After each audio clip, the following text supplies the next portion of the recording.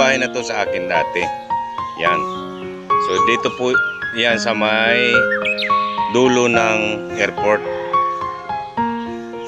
Ito yung dati kong bahay.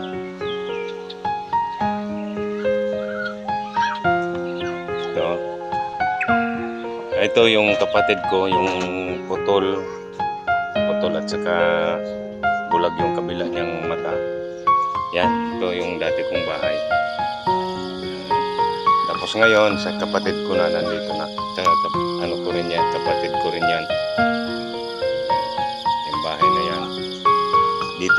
Dito kami nakatira dati sa lugar na to. Ayan.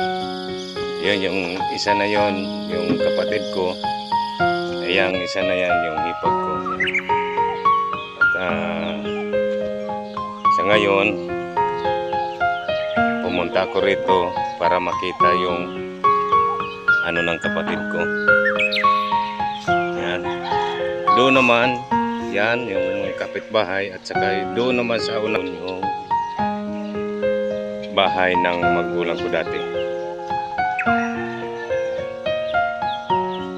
Ito.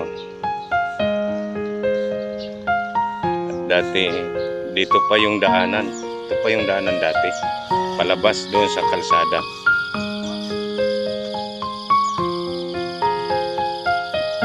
Okay, maraming salamat guys. Good morning.